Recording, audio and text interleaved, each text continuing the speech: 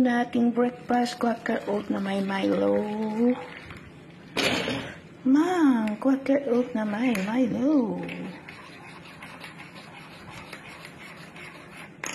Unahin mo ang sarili mo bago ang anak mo.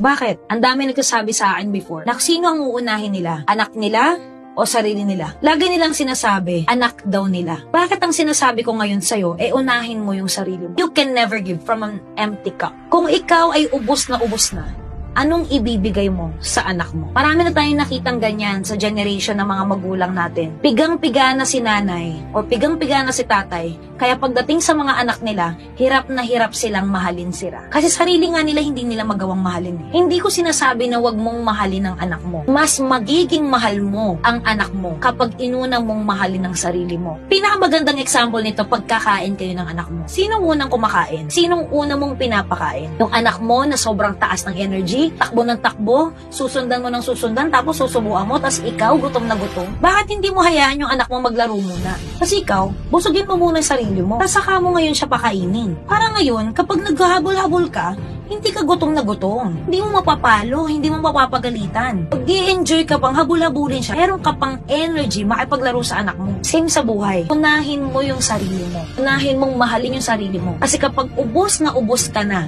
anong ibibigay mo